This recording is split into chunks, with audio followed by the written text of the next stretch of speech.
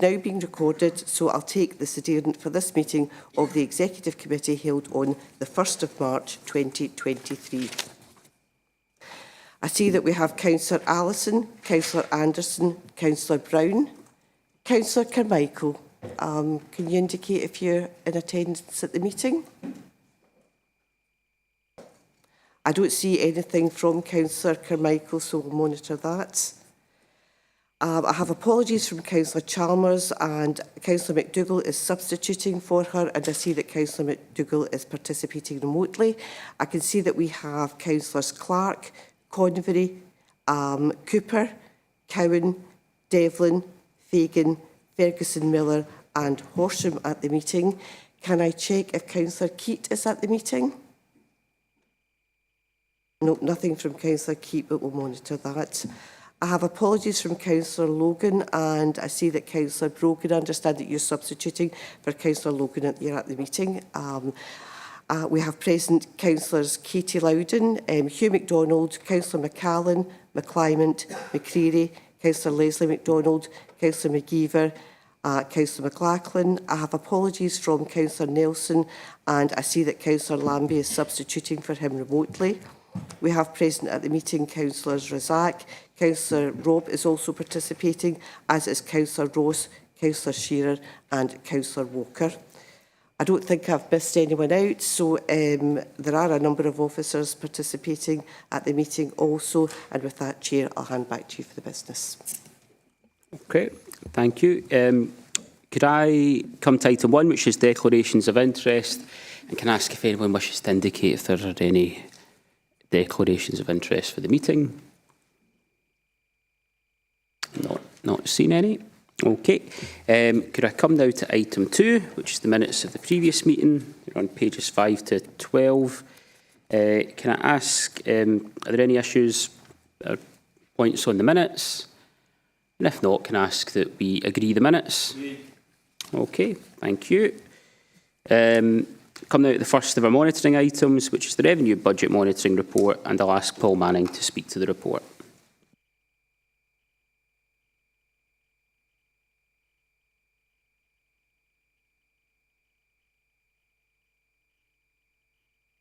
Thanks, Chair.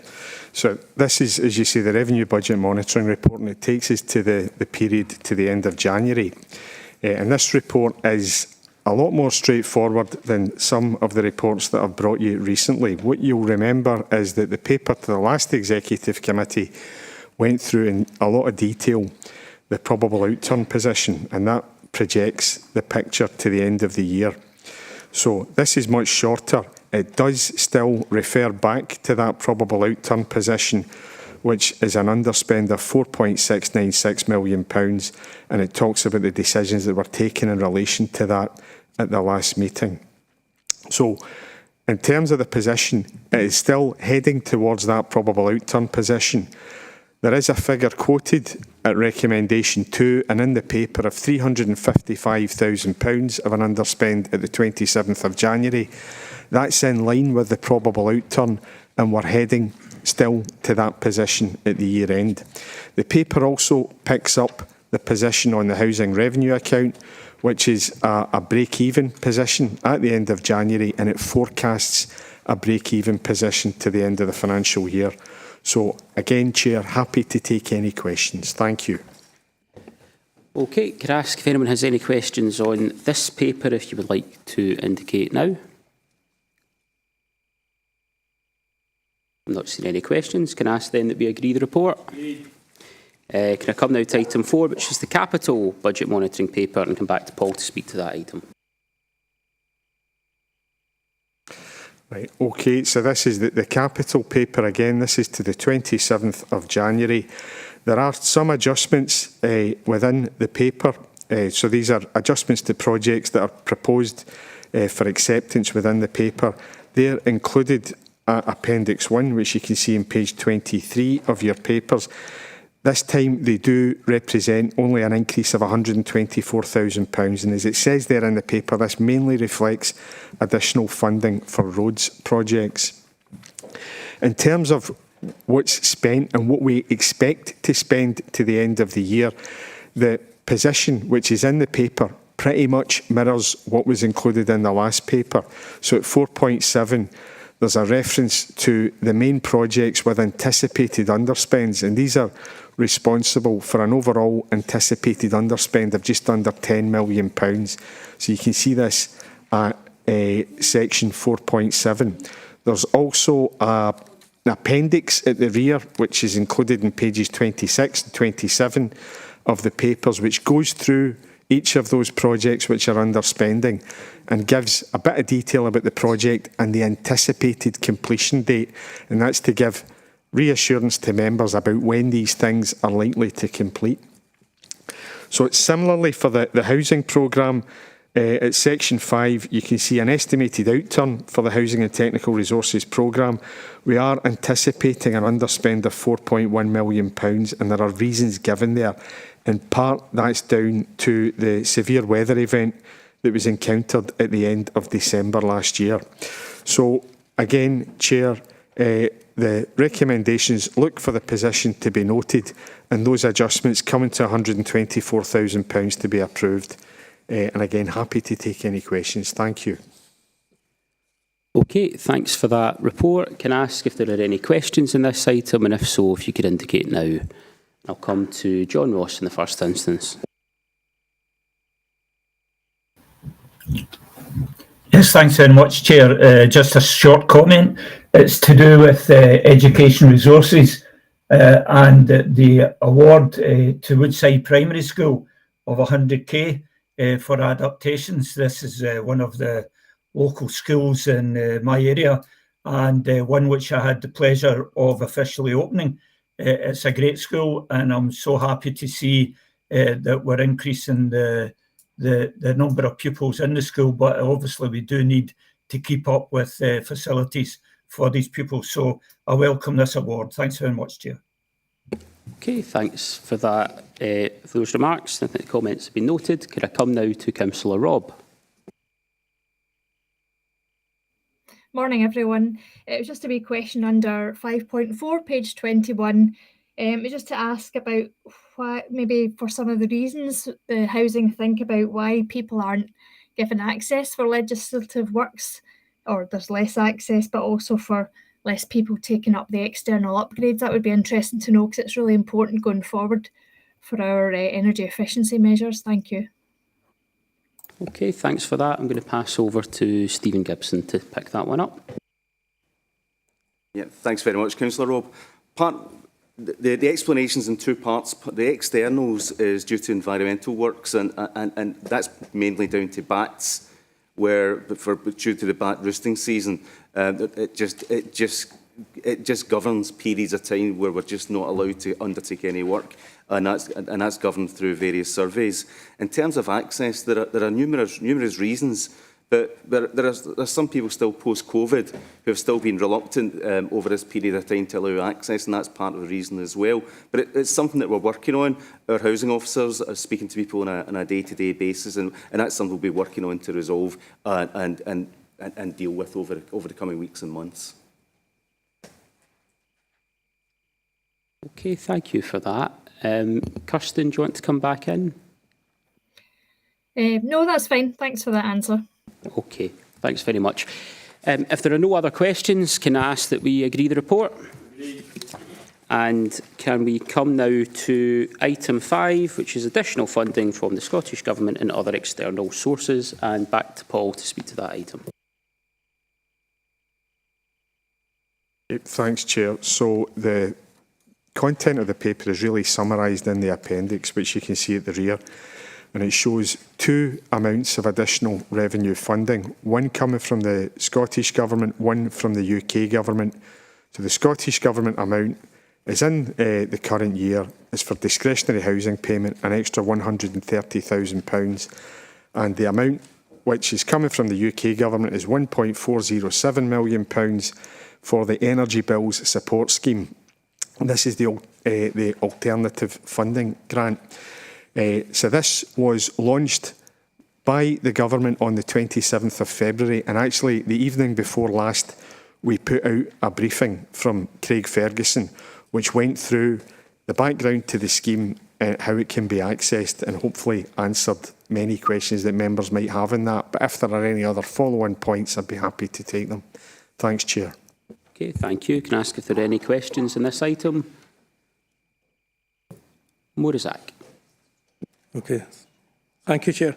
I think with the election of a new First Minister, hopefully we'll get a better payout for local government than we are getting just now. So hopefully that's on the wish list.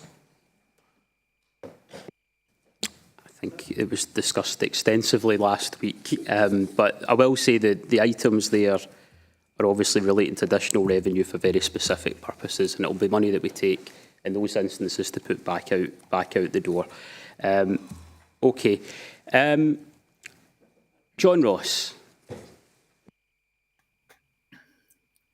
Yeah, thanks very much, Chair. I can't let that last remark go unchallenged.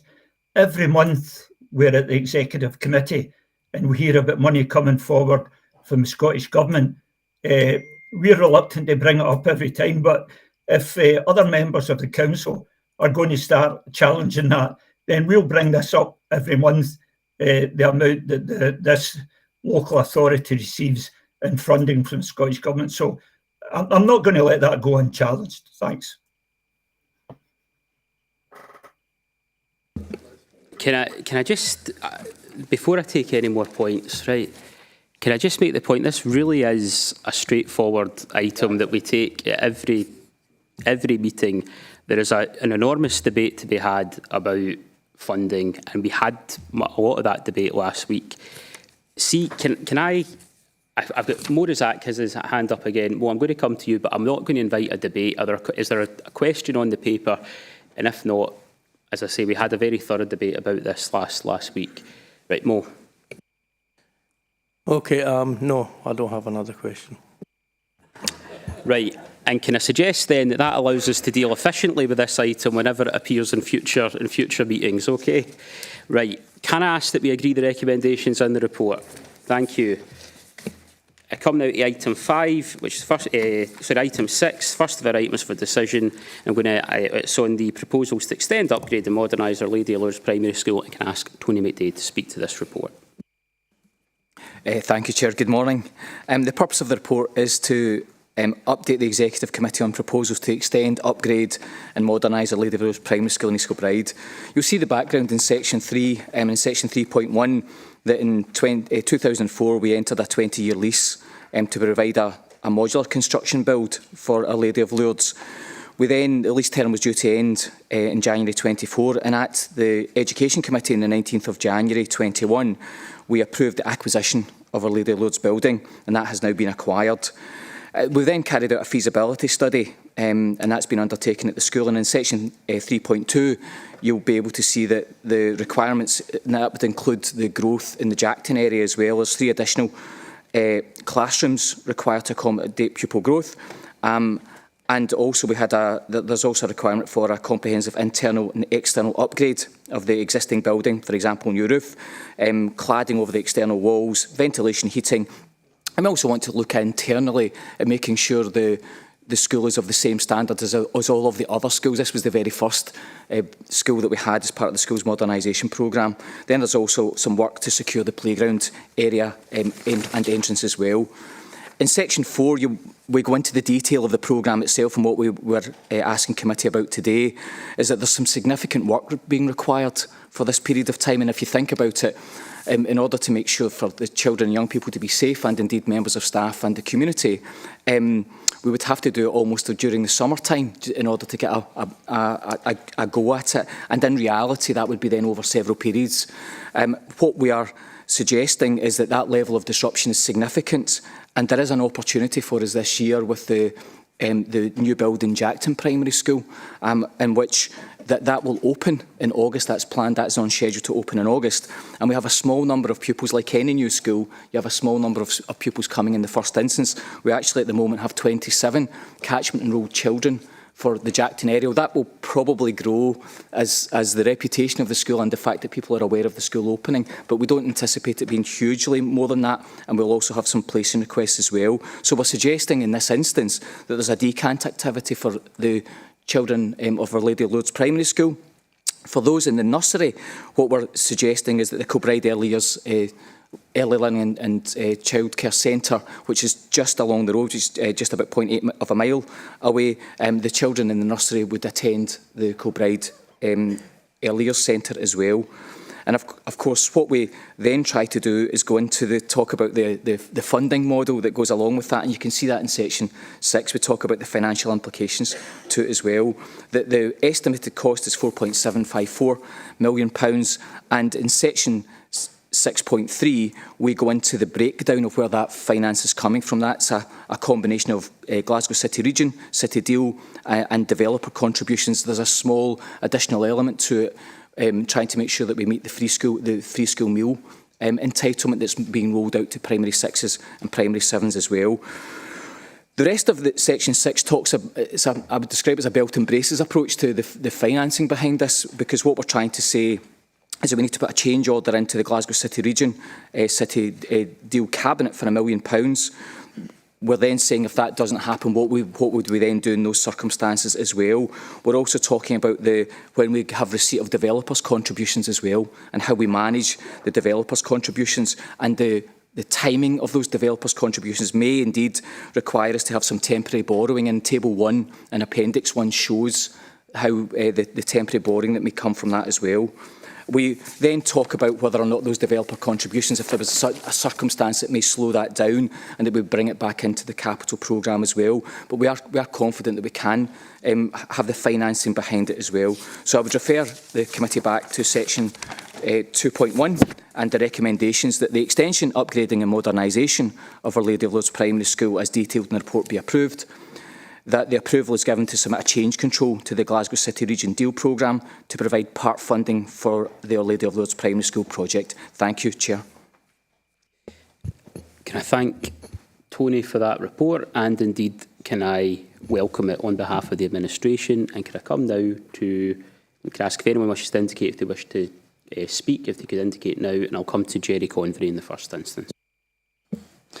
Thanks, Chair, and just to welcome the £4.75 million investment for the community of Lady of Lourdes. It's long overdue, and it will make a massive contribution to modernising the school on behalf of the community. Thank you. Thank Councillor Convey for those remarks. Can I come now to Councillor Katie Loudon? Thank you, Chair. Good morning, everyone. I've got a few questions, Chair. Would you like to take them in a block just now? I think that's probably the best way to make a start on them. Okay. Okay, so 3.2. So when this came to Education Committee in January 21, the papers then had read that the 3 additional classrooms we're talking about, which would be required, would be along with associated toilet, cloakroom areas, storage, and an additional management office. At 3.2 here today, we've got, it says there'll be the general works to bring the school up to the high specs of the other recently completed schools. Just to ask if that would include the other facilities mentioned above in that previous education paper, or whether or not that's changed since the feasibility study. Second question is around section 4.4. It's just wondering if there was going to be the possibility of an exceptional closure for either Our Lady of Lourdes or for Jackton at the start of the August term, if that's been considered, or if it would be possible, as we've done so before, so that staff can finalise setting up and settling in. I'm just conscious that access during the holidays might be complicated by any overrun or snagging on the new building at Jackton. And its last one is a general question. We've heard over the last year or so that we've had predicted overspends in school transport for various reasons, but partly due to the availability of buses and drivers. Have discussions started about transport arrangements to the decant already, and are we confident that we're going to be able to find that extra capacity when we need it? Thanks, Chair. Okay, thank you for those questions. I will come to Tony McDade, who I think probably deal with most of them, or if not all of them, and if not, we'll pick them up afterwards. Tony. Thank you very much. Thanks, Councillor Loudon. Yes, some of the there has been some changes just around what when we carried out the feasibility study. So it's not everything that we had said. Obviously, we're doing it speculatively at the time in 2021. What I can do is get a further update about exactly what that means for you, if that's helpful as well. You're quite right, we will look to some degree of exceptional closure, and again we're just trying to build that in about both.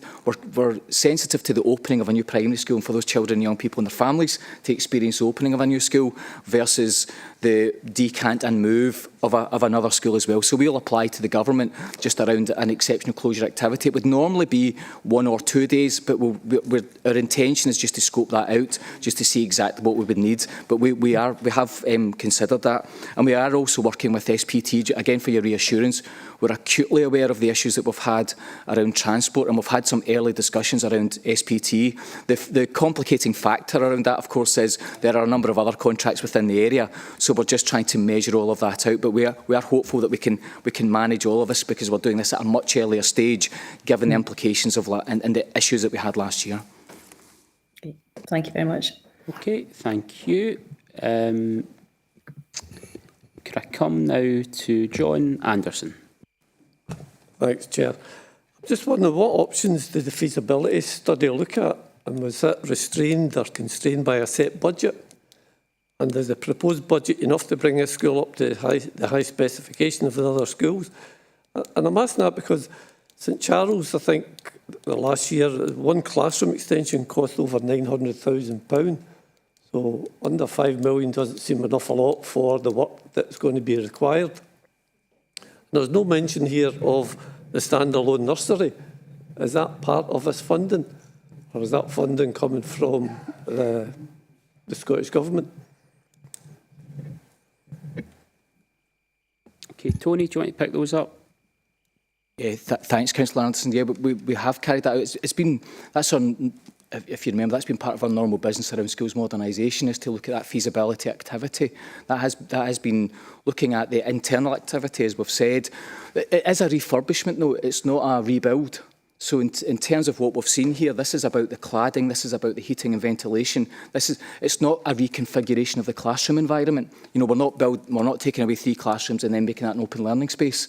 What we're doing is we're bringing those classrooms up to spec, and full spec as well. And we're also taking into account the nursery as well, and where that nursery sits in relation to the rest of the school. So we're fairly confident that that's the costings.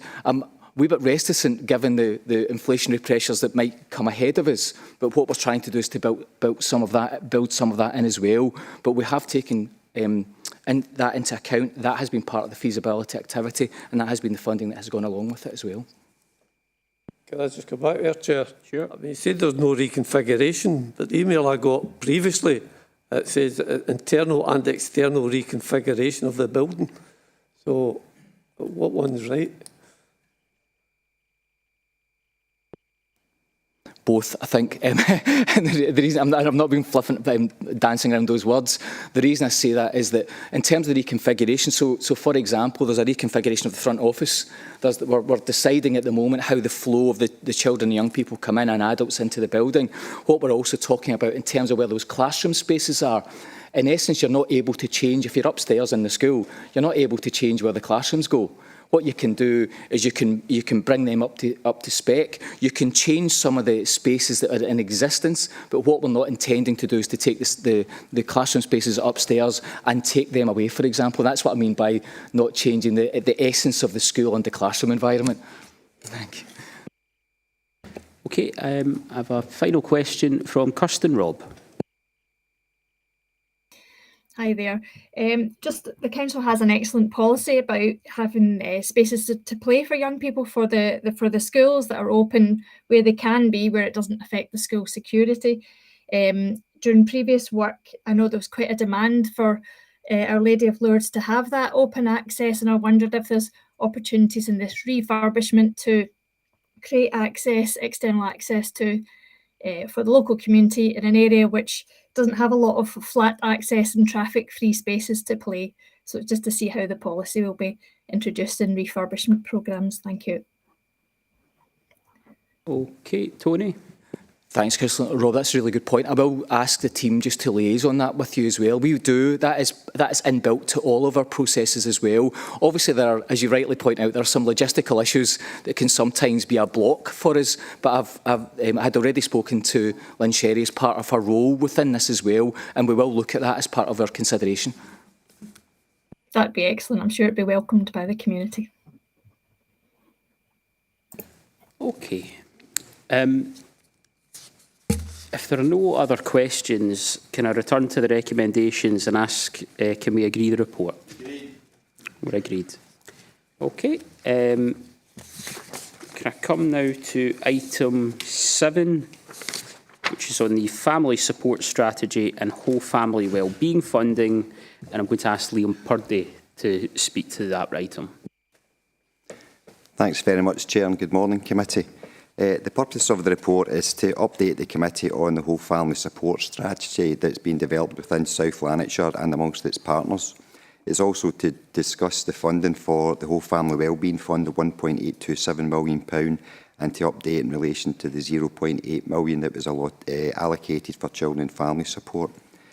The section 3 of the report just gives a background and it restates the principles of the promise which we're working towards in relation to this whole family wellbeing support. And just refers to table 2, 3.2 within the report is to show that there's a significant amount of money in budget that's coming along with this. As well as the £1.8 million from the whole family wellbeing, we've got the Council Change Fund. The Health and Social Care Partnership have also contributed £570 million for healthcare support workers. And we've got the Cora Foundation, which was a successful bid which we put in as part of the funding for the whole family wellbeing. And there's further details of the financial implications at section 7 within the report. It's 3.3 within the report. It should be noted that the whole family wellbeing, the criteria is that this needs to be for new innovative initiatives and it's not for core business to be supported. So you'll see that the 6 criteria within that, and just to let the committee know that our proposals were submitted to the Scottish Government and they've been accepted that this isn't core business and it's new business that we're actually funding. In relation to the proposals, just to give some highlights of that, they're highlighted at section 4 within the report. And you'll see the Early Help Hub is one of the initiatives which we piloted within the Hamilton area. And the funding is now allowing us to roll this out into the 4 localities as a test of change and looking at early and effective intervention for families in crisis. And in relation to 4.8, you've got the Pathfinder programme, which we've previously presented to committee. And that initially was in the Cambuslang Rutherglen area, and we're now looking to roll this out across other secondary schools across South Lanarkshire.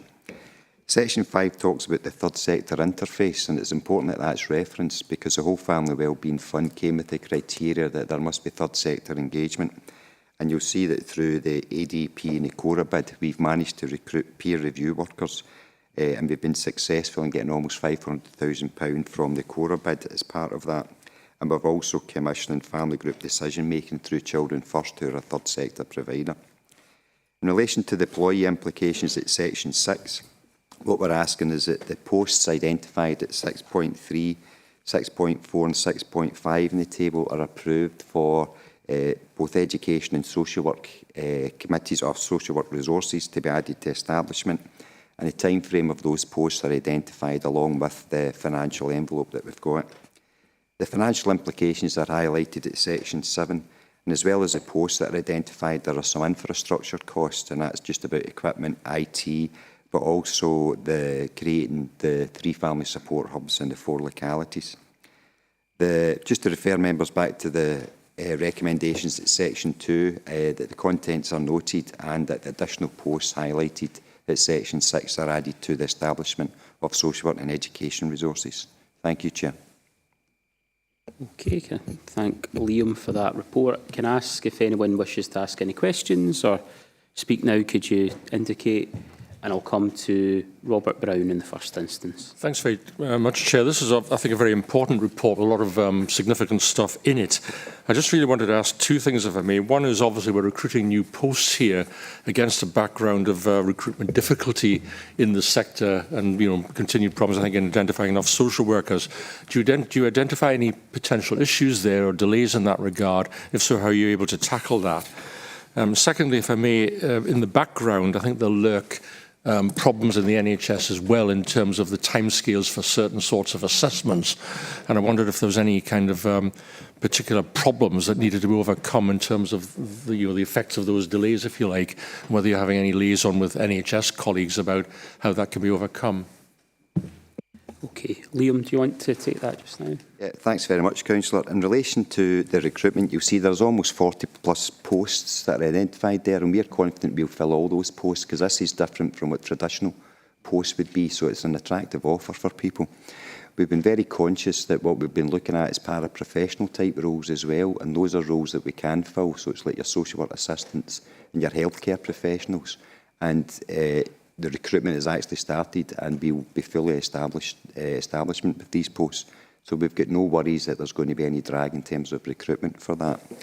In relation to timescales and waiting lists, we've been very conscious in some of the work with colleagues in the Health and Social Care Partnership, NIGE-IB. They're creating the healthcare support workers so that what they can do is they can help support them in terms of their waiting lists for health visit and assessments, and we can do that in a different way. And when I say we, I mean in partnership, we will do it in a different way. But also we've worked with colleagues within CAMS as well, because one of the concerns is if you don't have an early intervention and prevention strategy, you go straight to a high tariff resource. So this will hopefully divert it from going straight to a high tariff resource, and it'll be able to do an intervention so that we can assess whether there's a need for that more intensive intervention. It's quite an exciting period for us, because I don't think as a partnership we've seen as much money come to us to do early effective intervention. So we're very keen that this is something that works for us across the partnership. Follow up to that, Chair. I mean, I think we'll get some sort of report back on this one, because again, it is very important. Quite a lot of money going in, and I think to see the progress of the thing in terms of the maybe targets within it, I think would be quite important as well. Thank you. Just to add to that, yes, Councillor, part of the funding criteria is we need to produce an annual report for the Scottish Government return, and we are including that within our Children's Services strategy, which will have an annual report that will come to relevant committees. So, and one of the conditions is that we had to set targets. So we've set targets for SCRA reports, for the 27 to 30 month assessments. School attendance is another target, and people going on to successful destinations. So we'd be very keen to bring a report back to see the success of this programme if it does work. Yeah. Thank you. Okay, thank you. Could I come to the next question, which is from John Ross? Yes, thanks very much, Chair. I would also like to welcome the report from Liam.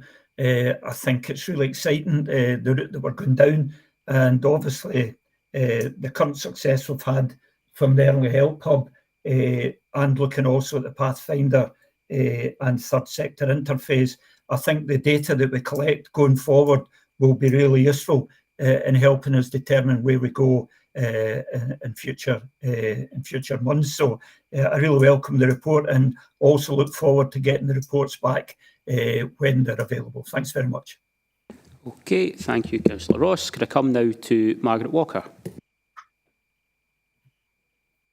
Liam's comments. I really welcome the report. It's very innovative, it's exciting. All the evidence-based is the early intervention. A holistic approach will tackle poverty, employability. I think the early help hubs in the localities will be very impactful in terms of working with families, and as Liam says, preventing people from at a later stage having to get involved with social work at all, and also in the long term will impact on the amount of external and residential placements that we have to use. So I would certainly welcome it, and also initiatives like the parenting as well. This is if you look at the Children's Services Plan, that has always been a key principle. We just haven't been able to to go as far with it as we would have liked to. I mean, all the ideas and the approach to this has been there within South Lanarkshire Council, but I think this will help it enormously, and I think it'll be very exciting to see it being developed over the coming months. And I agree with regard to recruitment; these are very attractive posts, and I would hope we would get a very positive response to it. And I certainly look forward to seeing the reports and the outcomes that hopefully we will gain from this. Thank you. Okay, thank you. I think there have been a number of very positive contributions there about the report. Very briefly, can I just say, since I took over the leadership of the council, I've been out visiting different parts of the council, whether it was schools or depots or social work offices, and having met with some family support social workers, I think what we have here is, as has been said already, a very exciting agenda. It's early intervention in practice, and I would just add to what others have said on behalf of the administration and welcome the work that's taken place. If there are no other questions, can I ask that we agree the recommendations? Okay, thank you. Can I come now to item 8, which is our records management policy, and can I ask Geraldine McCann to speak to that item? Thank you, Chair. This is just an updated report on the existing records management plan, which had to be tweaked just to bring it up to date because of legislative changes. The purpose is set out in the background. It is a key plank of the Council's records management and it's a requirement of the Public Records Scotland Act. This is the start of a suite of policies that you're going to see brought before you just to update, because we are expecting at some point this year we'll receive a request from the Council, from the Keeper of the Registers of Scotland, to update our records management plan. So we need to update all the policies first, so we're ready for that. Anticipate that it will probably be next year before we'll be asked to submit because of the backlog he's dealing with. But we will bring things to you as they arise. So what does the policy cover? Sections 4.2 and 4.3 set that out, and it also sets the benefits of good records management. The policy itself, the last version of it was in 2016, although there were some minor tweaks in 2018. This version doesn't differ greatly in the scope and the purpose of it. What it does do is reflect that Paul's got an additional responsibility in addition to all the other responsibilities that he has. He was always the Council's Senior Information Risk Officer, the SIRO, but he also now has the responsibility for the Council's Records Management Plan. Section 6 of the policy includes changes to legislation, so it no longer just refers to the Data Protection Act, it also refers to the UK GDPR. And the standalone Section 7 on electronic document management, which was previously known as EDRMS, has been deleted because this is now featured throughout the policy, so it's just worked throughout the policy. And EDRMS is now called ECMS, Electronic Content Management Systems. Section 11, the training, shows you the updated training courses that are available throughout the Council and Learn Online, and this includes cyber security as well. We're also asking a committee today to approve the communication plan, which will be via a personnel circular and a management bulletin, and the policy will also be made available on the intranet. So taking you back to the recommendations at 2.1, committee is being asked to approve both the updated policy and the communication plan. Okay, thank you. Can I ask if there are any questions on that item? Not seeing any questions. Can I ask, therefore, that we agree the recommendations? We're agreed. Can I come now to item 9, which is on our retention and disposal policy, and can I return to Geraldine to speak to the report? Thank you, Chair. This is the second policy that I spoke about, one of many, and it's the retention and disposal policy. Again, this is the overarching policy for how records are maintained and destroyed within the Council in accordance with the legislation. Section 4 of the report sets out what the policy covers, and the appendix has the detail in pages 67 to 73. Basically, every service of the Council has a retention schedule which is developed for each business function. This retention schedule sets out the period by which business records are maintained and destroyed to meet legislative and operational requirements. Now, some of them are much longer than others. So, for example, education records are kept longer, social work records are kept even longer still. Some other more routine records are only kept for like 5 years or 6 years.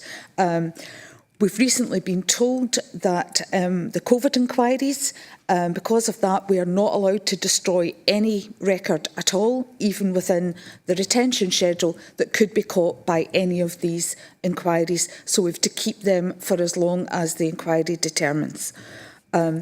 Records disposal, there is quite a detailed policy. When it comes to the date, everyone is asked to review. Do you still need to keep that? Or is there a reason, has it reopened during the period that you would extend it? Or is it appropriate to destroy it? Or do we need to keep it forever? So we transfer it to the archive.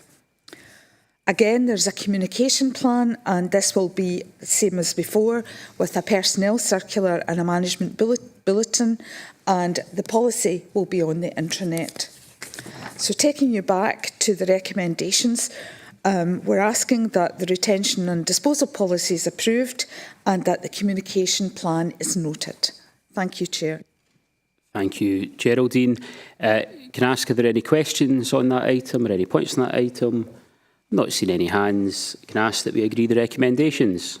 We're agreed. Can I come now to item 10, which is on the King Charles III coronation, and can I ask Kay McVeigh to speak to item 10?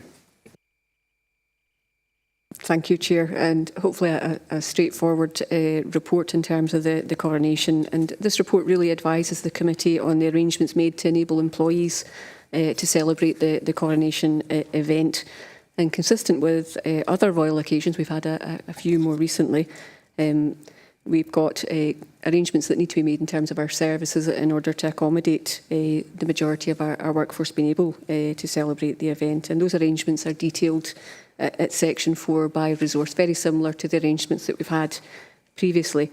Not all employees will be able to take the time off on the day. There are essential services, obviously, that we are still delivering across that particular day. And employees who are unable to take the day off will have, like previous events, a compensatory day to take at another time. So in essence, we're asking that the Council provide a reduced service on Monday the 8th of May, that's the day in celebration, and that the addition of the fixed annual leave day for employees on that day be noted. Thank you, Chair. Thank you very much. I would point out there are two items here. One is the King Charles III coronation, item 10, and the other is the coronation of King Charles III, item 11, so just bear that in mind before there are any contributions. This one's relating to the personnel implications. Can I come to Gladys Miller? Good morning, Chair. I want to ask what the cost is to South Lanarkshire Leisure for the additional days leave. I will return to, I think, to David Booth on that one. It might not be a figure that we have. Thanks very much, Chair, and actually you've got it exactly right. It's not a figure that we have, so the cost of that would be set with FLLC and would be reported to their board. Thank you. Okay. Are there any other questions? If they're not, can I ask that we agree the report? We're agreed. Can I come now to item 11 on the coronation of King Charles III and ask Tom Little to speak to that report? Thanks, Chair. As you say, this report follows on from the previous one, and it brings before the committee some details of potential opportunities for our communities to engage in events around the coronation on the 6th of May and that weekend, and how the Council can assist with those opportunities. So much of the detail in this report comes from a letter that was sent by the Lord Lyon to all local authorities. And you'll see at 3.2 that the Lord Lyon, Dr Joseph Morrow, wrote that London would be the focus of the coronation events, but the hope was that the community-led events would take place across Scotland. So he provided a list of suggestions, and these are laid out for the committee at 4.2 in this report. And these suggestions are for street parties to be organised by interested communities, And also he suggests participation in a couple of events that are happening nationally, the first being the Coronation Big Lunch on Sunday the 7th of May, and the Big Help Out, which is a national volunteering event to be held on the day of the extra bank holiday, Monday the 8th of May. And we've provided links to all these events in the report for more details. There's also suggestion that events may be held in council-owned civic communities, and I'll come back to those in a minute. And those might be, for example, exhibitions, storytelling or concerts. Again, Dr Morrow's suggestions. You'll note at 4.3 perhaps an interesting point made by the Lord Lyon, where he acknowledges the cost of living crisis affecting households and indeed the public sector. And he notes quite rightly this will be a consideration for all who are embarking upon plans for celebrating the coronation. Section 5 is next steps, and in that we cover some areas of what the council can do to help our communities engage. And the first of those is we will be, and we already are indeed, promoting the invitation to local communities to participate. The second is we will make sure that groups are aware of any funding opportunities that we become aware of, and that will include our own community grants process. Thirdly, it is proposed to the committee that you agree that the council should offer free lets for the specific purposes of community groups taking part in coronation events, and that these would be held in our key venues across our 4 localities, that is Rutherglen Town Hall, Lanark Memorial Hall, Hamilton Townhouse and East Kilbride Civic Centre. And lastly, there you'll see at 5.3, the council will of course also be helping any community-led events through our normal duties, such as considering requests for road closures for street parties, etc. So that takes me to the recommendations in the report, and that is to note the arrangements and the opportunities that I've just described, and specifically recommendation 2, that the free let should be offered to community groups who are doing these events, and that South Lanarkshire Leisure and Culture will be reimbursed for lost income for any free lets. Happy to take any questions. Thank you very much. Can I ask if there are any questions or points on this item, if you could indicate so now? And can I come to Robert Brown? Just a small question. It's on the community-led events, and there's certainly a certain demand from the Community Council in the Royal Borough of Rutherglen, which I think values its status, coming up obviously the 900th anniversary, for the erection of bunting in the main street. And I just wondered if the council would be supportive of that. I'm not entirely sure of the cost. I think we're going to make some inquiries into that and see what the indications were. But that strikes me there might be some coming and going on that. Bearing in mind that Llandermer Day is only a few weeks later, where there's erection of things for Llandermer Day as well. I don't know if the position is the same in Lanark. I will pass to David Booth to deal with that one.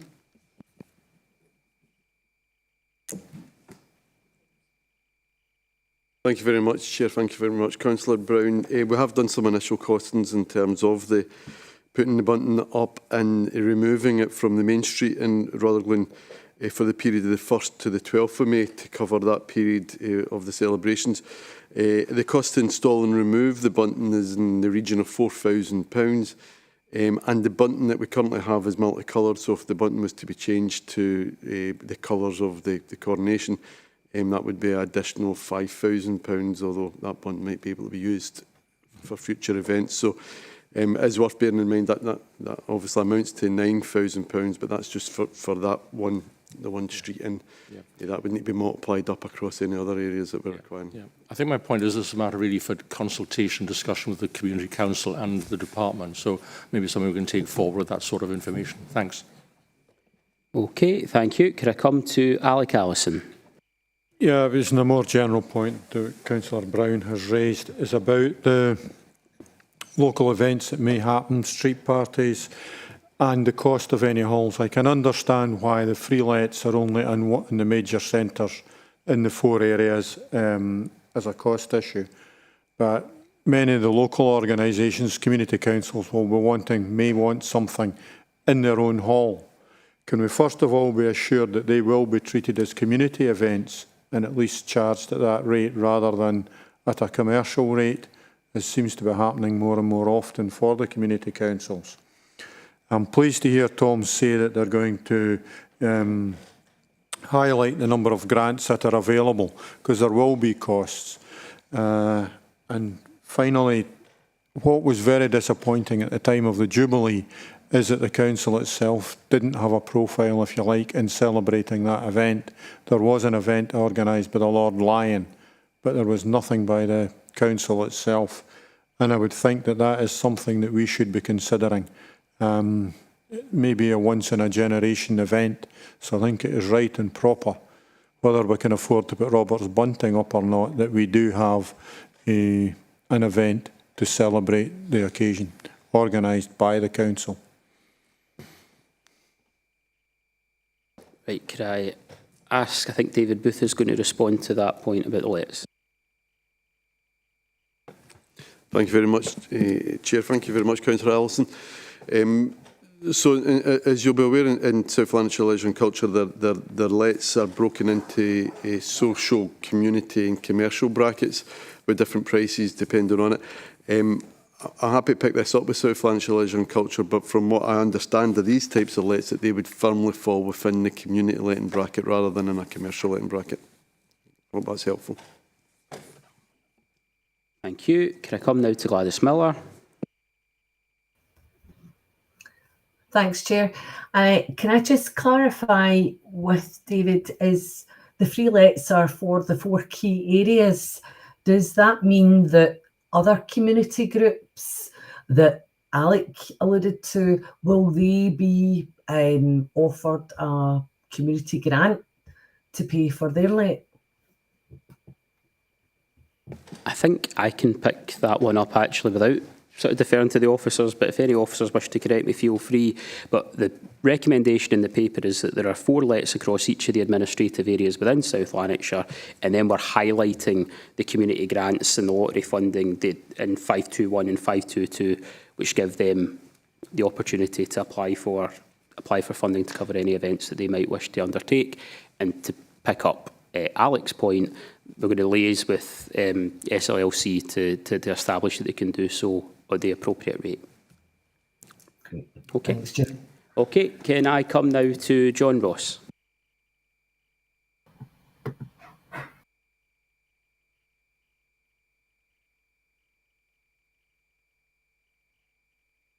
Can you hear me? We can now, yeah. Thanks very much, Chair. It was probably somewhere along the lines of what Gladys was saying. I was really surprised when we got a price there for the erection of bunting, and thinking to myself, wow, what if other areas throughout South Lanarkshire are looking at somewhere along the same lines and looking at something like between £5,000 to £9,000. If I can refer people back to 4.2, I think, which was the letter from the Lord Lion. I think it was, 3.2, letter from the Lord Lion. The last couple of lines there, it says, celebrations of this nature are best when not imposed from above, but community-led. And, you know, it brings me on to Alec's point as well. Honestly, I think when we looked at the celebrations for the Jubilee, we didn't do something as a council, but we had local areas bringing forward things. It wasn't hugely popular, but it was up to communities to do that. I think it should be the same this time. We should leave it up to communities. The idea that we should impose something from a South Lanarkshire point of view on communities is not what this is about. And as I say, there are community grants which local communities can apply for to help them with anything that they want to do. And I think that's the way to go. I would certainly be against the spending. I don't know what it would amount to, but as I say, if we're looking at somewhere between 5,000 to 9,000, and that's going to come from a number of areas, then in this particular different times with cost of living increases, etc., I just can't see myself being party to something that's going to cost this council a huge amount of money. However, as I say, time will tell whether, in fact, these things come forward or not. Thanks. Thank you. Can I take Morazak? Thank you. I was going to say that The last coronation was 70 years ago, and it was the Queen's coronation in June 53. And it is a momentous occasion because it's 70 years later and it's once in a lifetime, so we need to be mindful of that. Could also ask the Tom Little that we've only got 2 months before the coronation, so we will need a lot of information very quickly to pass on to the community groups that would want to take part in this, and that if we can get that information about the local community grants and also the lottery grant, which sometimes does take a long time as well. It does take a while, so I'm a bit worried about the timescale of that as well, and I'm disappointed with the Leader of the Opposition comments about the fact that the cost of it. We've had other projects that we paid towards, and I firmly think that because this is a once in a lifetime event, that we should really be supporting this and supporting it fully. Thank you. Right, I'm going to. I see there's a number of contributions now coming in. See, before I come to any of these contributions, can I just refer people back to the recommendations in the paper? The first is that the arrangements are noted, and these are arrangements that are consistent with the advice that has been provided to the Council by the Lord Lyon, set out in his letter, and the advice is set out in the papers. And the second recommendation is simply to make the offer of the free lets for community groups as set out in 523.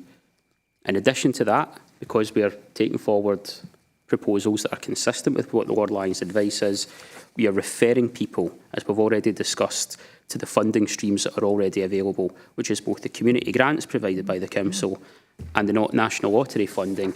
And I would also make the point that South Lanarkshire and North Lanarkshire contribute towards and work with the lieutenancy in Lanarkshire. So I think there are a number of opportunities for people across South Lanarkshire and for this Council to be involved in marking the coronation.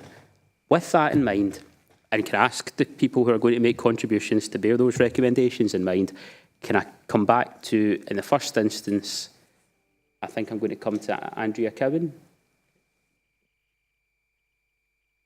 Hi, thanks, Chair. I just want to say that I agree completely with this paper. I think providing free lets in the 4 central sort of locations is a good proposal. And also, we're talking about it being a momentous occasion, which obviously it is for some people. But at 4.3 in the paper, it says the Lord Lyon acknowledges the budget restrictions facing local authorities and the cost of living crisis affecting households, and adds, this quite rightly will be a consideration for all embarking on plans for celebrating the coronation. If the Lord Lyon isn't expecting us to throw money at it, then I don't think that we should be throwing money at it. I think that to provide these free lets is more than sufficient.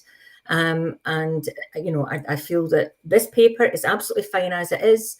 I represent Rutherglen, and it uses the Royal Borough tag. I believe Lanark also is a Royal Borough.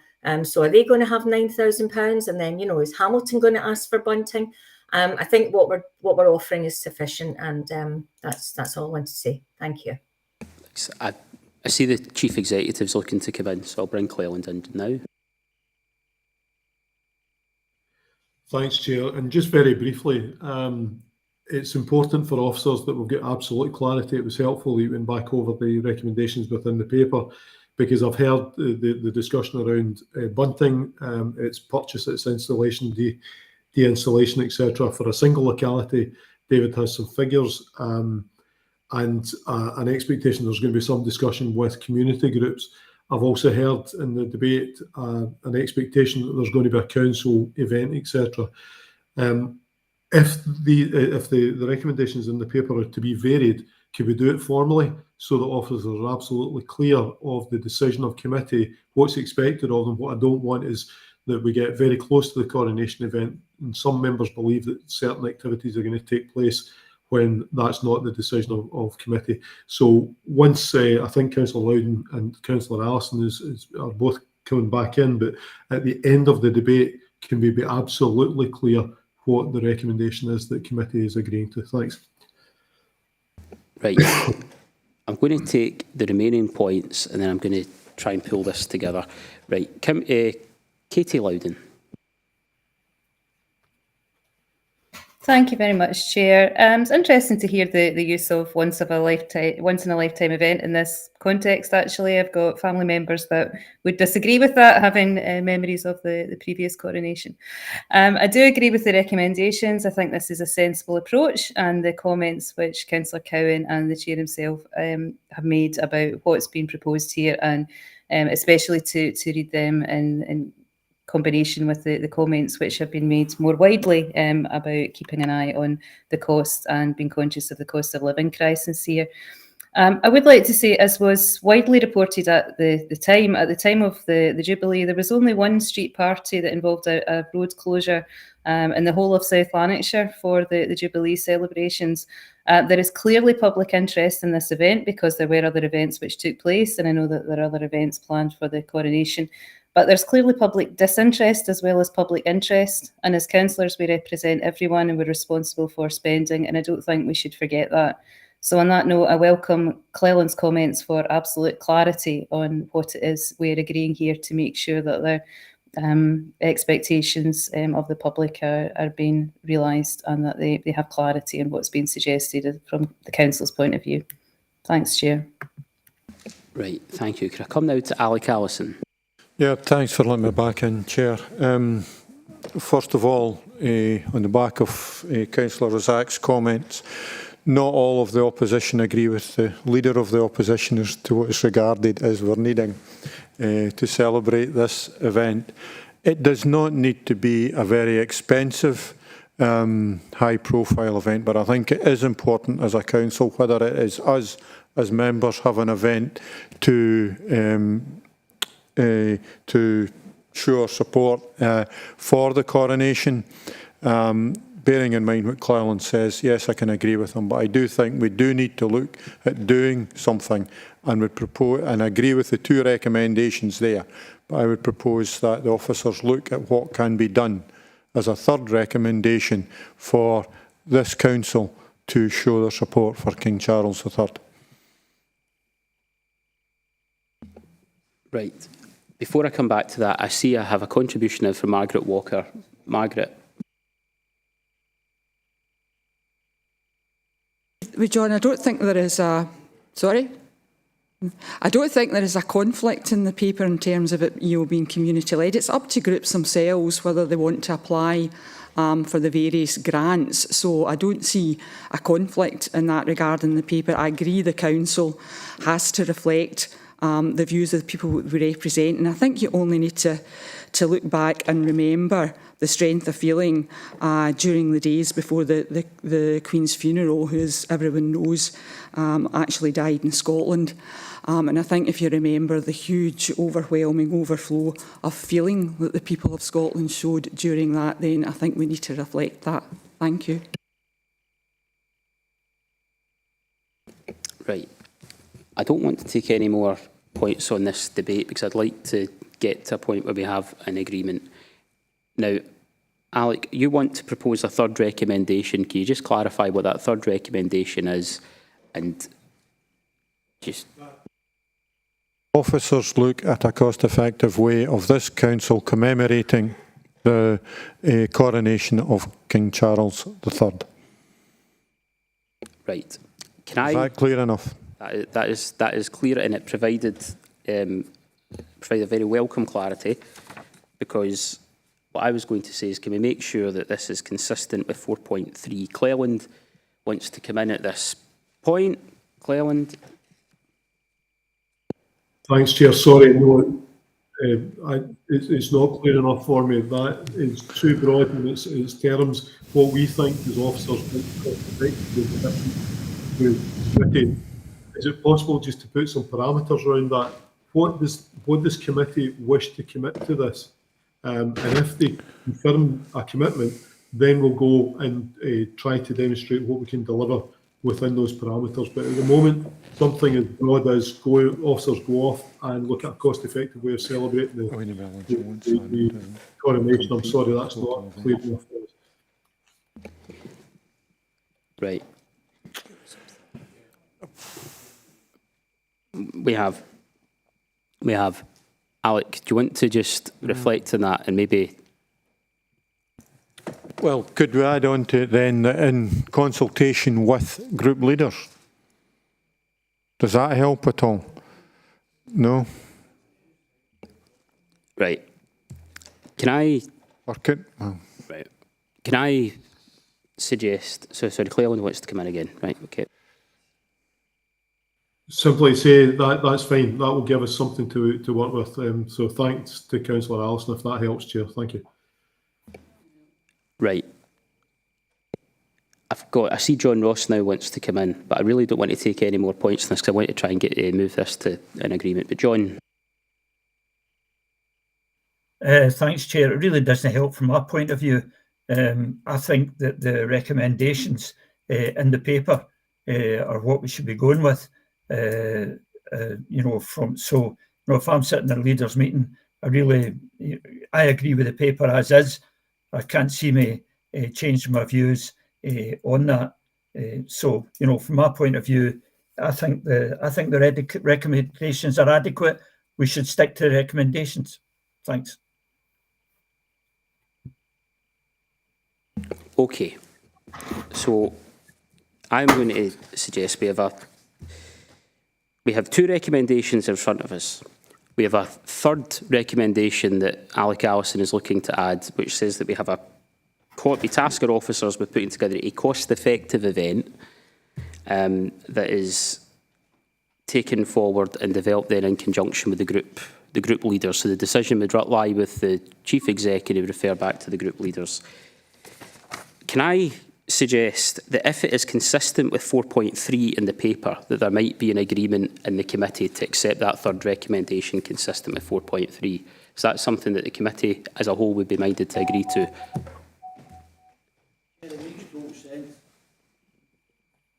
Right. I now can see Mark Horsham looking to give it. So, Mark. No, I think we would rather go with the papers as is. Right. Okay. Then I'm going to move the recommendations as they are on the paper. I'll second that. Alec, are you looking to move an amendment? Yes. Okay, you got a seconder?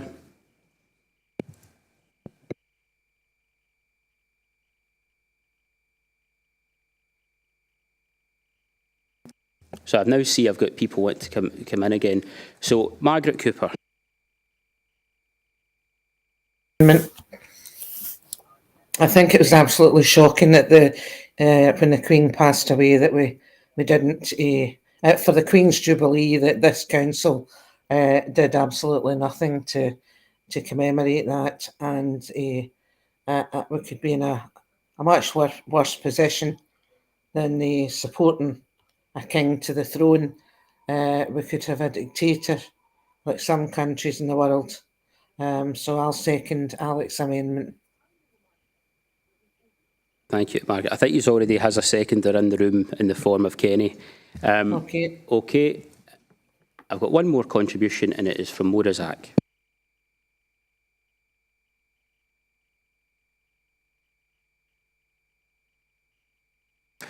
I was raising to second the motion anyway, and I think that if cost-effective ceremony would be well within the remit of what was proposed earlier on, and I think we should be supporting it. Right. I'm going to, as I say, I've moved the recommendations that are in the report as they are. I have a seconder from Jerry, and we have an amendment. So can I ask you just to indicate, Pauline will talk through the voting. Thanks, Chair. We have a motion which you've proposed, seconded by Councillor Convery, which is that the recommendations contained in the report be approved. we have an amendment proposed by Councillor Allison, seconded by Councillor McCreary, to the effect that the first two recommendations be approved, but that there be a third recommendation on the basis that the officers look at a cost-effective way of commemorating the coronation of King Charles III, and that this be done by the Chief Executive in consultation with the group leaders.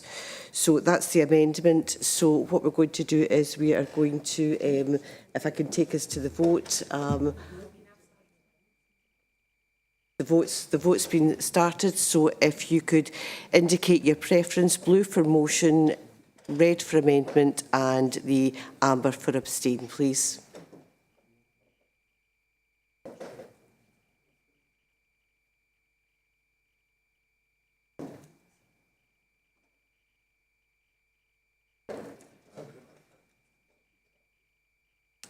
Still looking for one more member to vote.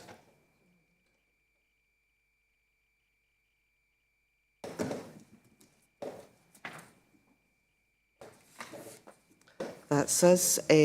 Just checking that there are no technical issues.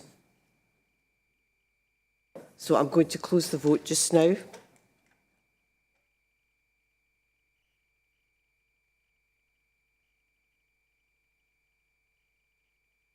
There are 20 votes for the motion, 8 for the amendment.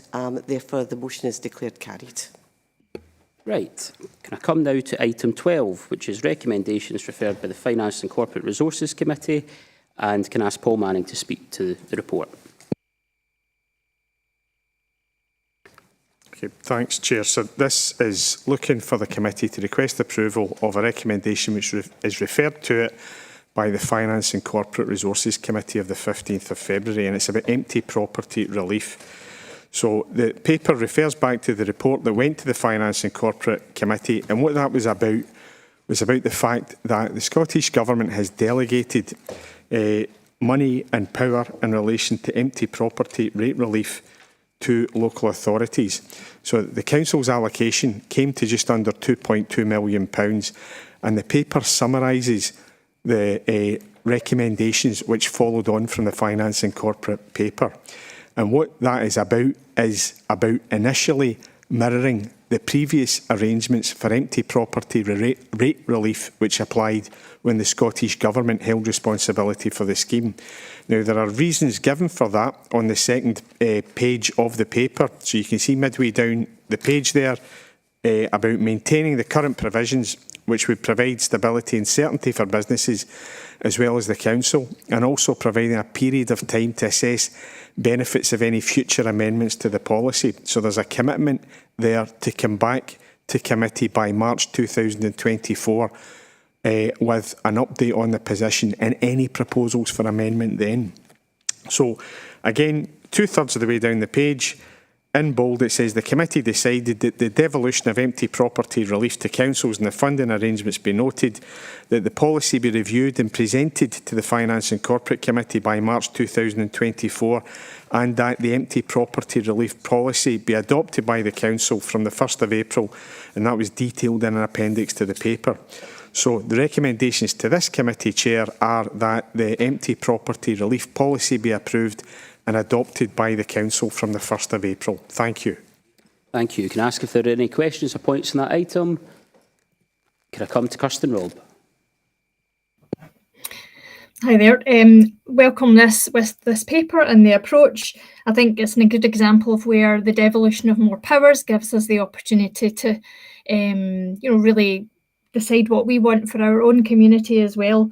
I think with empty property rates, it might give us the opportunity to incentivise bringing unoccupied properties into positive use and making sure our land and resources and buildings are productively used. So just to say, welcome the report, look forward to it. Okay, thank you very much. Can I come to Alec Allison? Yeah, Chair, there's two sides to this very clearly. Councillor Robb has just highlighted the effect that it can have on a local housing market, having seemingly empty houses for long periods of time, particularly in the rural area if there are people looking for them. But the other side of this is that it sometimes, or it can bring other people into the area, holidaymakers, etc., spending funds and contributing to the local economy.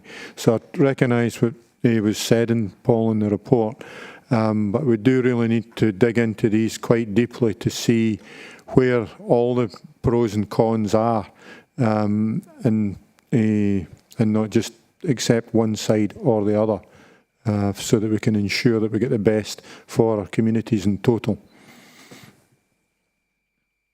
Right, okay, Paul.